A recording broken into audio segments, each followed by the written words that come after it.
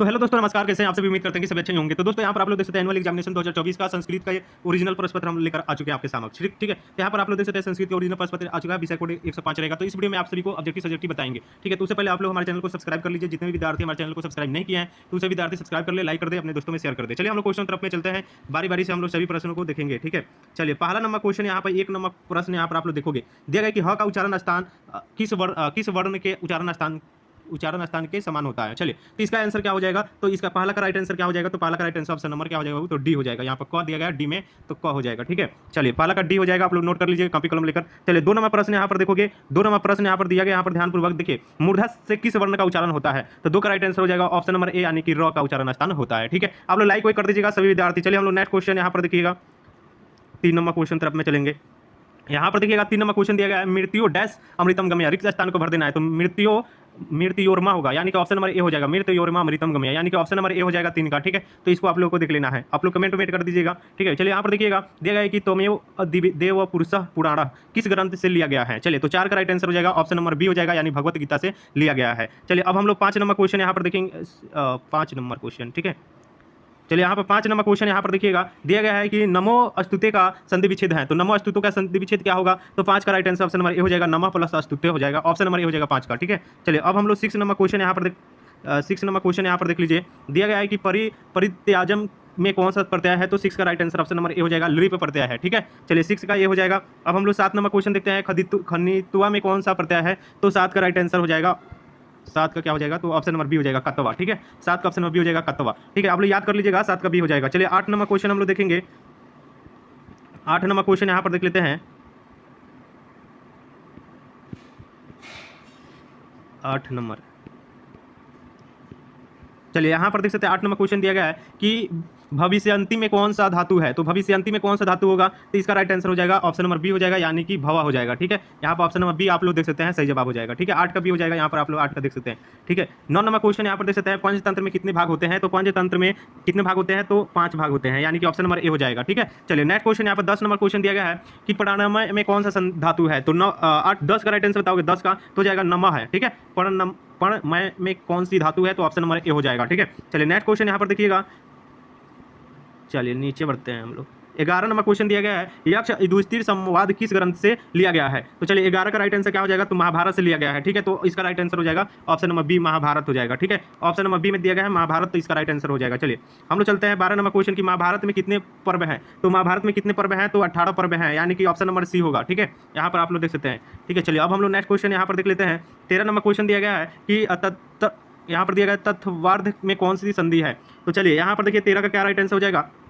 तो 13 का option number B हो जाएगा। ठीक है, चलिए 13 का ऑप्शन नंबर बी हो जाएगा, दीर्घ संधि है। ठीक है ना, ऑप्शन नंबर बी में दिया गया है दीर्घ संधि। ठीक है, चलिए अब हम लोग चलते हैं यहाँ पर 14 नंबर प्रश्न यहाँ पर देखिएगा दिया गया है कि प्रयोच्यते में कौन सा उपसर्ग है? तो इसका 14 का राइट आंसर क्या हो जाएगा? तो ऑप्शन नंबर इसका सी हो जाएगा। ठीक है, प्रो है। ठीक है, यहाँ पर देखिए उपसर्ग जो होता है वो पहले लगता है। ठीक है ना, तो प्रो हो जाएगा। चलिए इसका राइट आंसर 14 का सी हो जाएगा। चलिए 15 नंबर क्वेश्चन देख लेते हैं।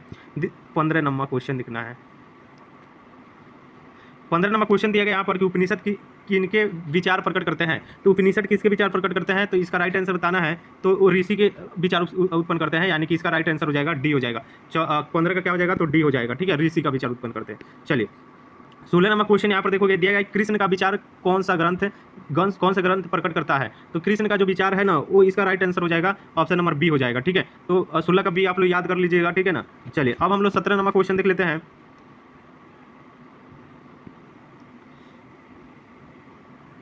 16 का बी हो जाएगा, यानी कि भगवत गीता। ठीक है ना, कृष्ण का विचार जो है ना भगवत गीता प्रकट करता है। यहाँ पर आप लोग देख लीजिएगा। ठीक है, चलिए यहाँ पर देखिए हम लोग चलते हैं नेक्स्ट क्वेश्चन। यहाँ पर देखिएगा दिया गया है 17 नंबर प्रश्न दिया गया, यहाँ पर ध्यानपूर्वक देखिए। दिया गया यहाँ पर कि लोभाभीष्ट चक्रधारा में ब्राह्मण पुत्र कितने थे? तो 17 का राइट आंसर हो जाएगा ऑप्शन नंबर बी हो जाएगा। ठीक है, 4। ठीक है, चलिए नेक्स्ट क्वेश्चन यहाँ पर बढ़ते हैं। 18 नंबर क्वेश्चन देखिएगा कि भैरवानंद कौन थे? तो भैरवानंद कौन थे? तो 18 का राइट आंसर क्या हो जाएगा? तो सी हो जाएगा, योगी थे। ठीक है, चलिए अब हम लोग नेक्स्ट क्वेश्चन देखते हैं। यहाँ पर कौन नंबर 18 19 नंबर क्वेश्चन देखना है हम लोग को। ठीक है, चलिए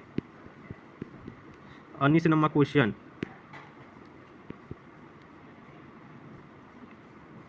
चलिए यहाँ पर 19 नंबर क्वेश्चन दिया गया कि चक्र भ्रमति डैश डैश खाली स्थान को भरना है, तो क्या हो जाएगा इसका, इसका हो जाएगा मुनि हो जाएगा, चक्र भ्रमति मुनि, ऑप्शन नंबर बी हो जाएगा। ठीक है, 19 का बी हो जाएगा। चलिए नेक्स्ट क्वेश्चन 20 नंबर देखते हैं, पंडित कौन है, तो पंडित कौन है, तो पंडित धर्मज्ञ हो जाएगा, यानी कि इसका 20 का ये हो जाएगा। ठीक है, 20 का क्या हो जाएगा, तो ये हो जाएगा। चलिए 21 नंबर क्वेश्चन देख लेते हैं, दिया गया है कि निर्दय में कौन सा उपसर्ग है, तो निर्दय में कौन सा उपसर्ग है, तो इसका नी उपसर्ग होगा, यानी कि 21 का राइट आंसर क्या हो जाएगा, तो बी हो जाएगा, नी, यानी कि केवल नी लिखा होगा बी में, तो वो राइट आंसर हो जाएगा। ठीक है, नीर, ठीक है ना, नीर होगा, सॉरी नीर होगा। चलिए ऑप्शन नंबर बी में दिया गया। चलिए नेक्स्ट क्वेश्चन यहाँ पर देखिएगा, 21 का तो बी हो जाएगा, नीर, ठीक है ना। चलिए अब हम लोग देख लेते हैं 22 नंबर क्वेश्चन दिया कि वेद कितने होते हैं, वेद कितने प्रकार के होते हैं, तो 4 प्रकार के होते हैं, 22 का ऑप्शन नंबर ए हो जाएगा। ठीक है, चलिए हम लोग नेक्स्ट क्वेश्चन देख लेते हैं, 23 नंबर क्वेश्चन देखना है हम लोगों को। दिया गया है कि वेदांग कितने होते हैं, तो वेदांग कितने होते हैं, तो 6 वेदांग होते हैं, यानी कि ऑप्शन नंबर इसका 23 का ये हो जाएगा। ठीक है, चलिए 24 नंबर क्वेश्चन दिया गया कि यजुर्वेद के कितने भाग होते हैं, तो यजुर्वेद के 2 भाग होते हैं, यानी कि 24 का ये हो जाएगा। ठीक है, चलिए 25 नंबर क्वेश्चन दिया गया कि सबसे प्राचीन वेद कौन है, तो सबसे प्राचीन वेद जो है ना वो ऋग्वेद है, यानी कि ऑप्शन नंबर ए हो जाएगा। ठीक है ना, 25 का ये हो जाएगा। चलिए 26 नंबर क्वेश्चन हम लोग देख लेते हैं, 25 का ये हो जाएगा ऋग्वेद। चलिए 26 नंबर क्वेश्चन यहाँ पर देखेंगे, दिया गया कि लौकिक बातें किस वेद में है, तो लौकिक बातें किस वेद में है, तो 26 का राइट आंसर क्या हो जाएगा, तो इसका राइट आंसर हो जाएगा बी हो जाएगा। ठीक है, लौकिक वेद बी में दिया गया है। ठीक है, चलिए नेक्स्ट क्वेश्चन यहाँ पर देख लेते हैं, 27 नंबर क्वेश्चन देखिए, कक्षा में कौन प्रवेश करता है, तो कक्षा में कौन प्रवेश करता है, तो इसका 27 का राइट आंसर क्या हो जाएगा, तो हो जाएगा ऑप्शन नंबर सी में दिया गया था, कट गया क्वेश्चन, छात्र हो जाएगा। ठीक है, कक्षा में कौन प्रवेश करता है, तो छात्र, यानी सी में दिया गया था। ठीक है, चलिए छात्र हो जाएगा। चलिए नेक्स्ट क्वेश्चन देखते हैं,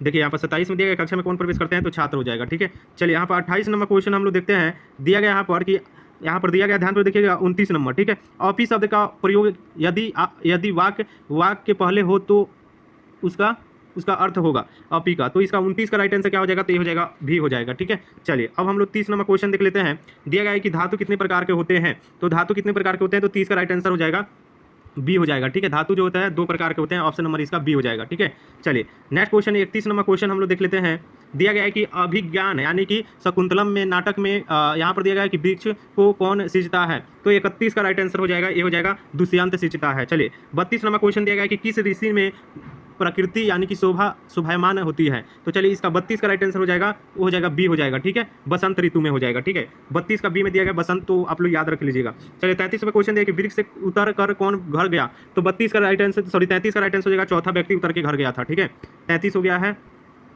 34 देख लेते हैं हम लोग। ठीक है, दिया गया है कि नीति पधानी के रचनाकार कौन है, तो नीति पधानी के रचनाकार कौन है, 34 का ये हो जाएगा भर्तहरि। ठीक है, अब चलिए हम लोग 35 नंबर क्वेश्चन देख लेते हैं, दिया गया यहाँ पर कि कार्य को विधन के डर से कौन लोक परिणाम नहीं है, तो चलिए 35 का राइट आंसर क्या हो जाएगा, तो हो जाएगा सी हो जाएगा अधम।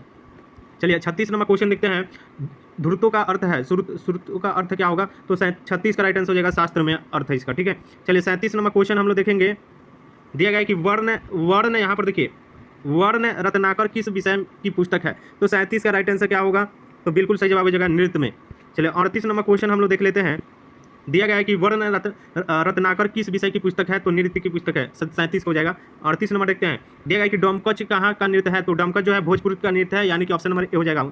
39 नंबर क्वेश्चन देख लेते हैं, दिया गया है कि 5वां वेद किसे कहा जाता है, तो 5वां वेद जो है ना वेद वो नाटक को कहा जाता है, यानी कि 39 का ये हो जाएगा। चलिए 40 नंबर क्वेश्चन देख लेते हैं, दिया गया कि विदेशिया नाटक किसके द्वारा लिखा गया था, तो 40 का ये हो जाएगा, यानी कि भिखारी ठाकुर के द्वारा लिखा गया था। चलिए नेक्स्ट क्वेश्चन यहाँ पर देखते हैं, 41 नंबर क्वेश्चन कि मूर्तिकला कहाँ का वैभव है, तो 41 का राइट आंसर क्या हो जाएगा, तो हो जाएगा ए, यानी कि राज्य की कला है। चलिए नेक्स्ट क्वेश्चन देखते हैं 42 नंबर कि देवरा धनम वेद पद में कौन सा समास है, तो इसका 42 का राइट आंसर हो जाएगा, ये हो जाएगा तत्पुरुष समास है। चलिए हम लोग 43 नंबर क्वेश्चन देख लेंगे,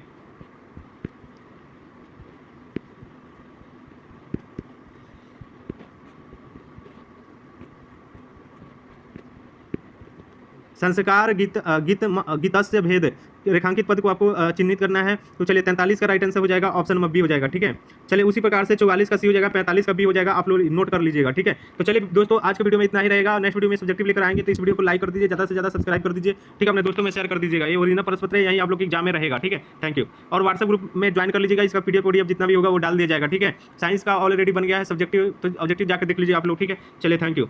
व्हाट्सएप ग्रुप में ज्वाइन करने के लिए मेरा डिस्क्रिप्शन में लिंक दिया गया है, वहाँ से ज्वाइन कीजिएगा आप लोग। ठीक है, और मेरा नंबर है 62 070 32 720, इस पर मैसेज करके आप लोग जुड़ भी सकते हैं। ठीक है, चलिए थैंक यू।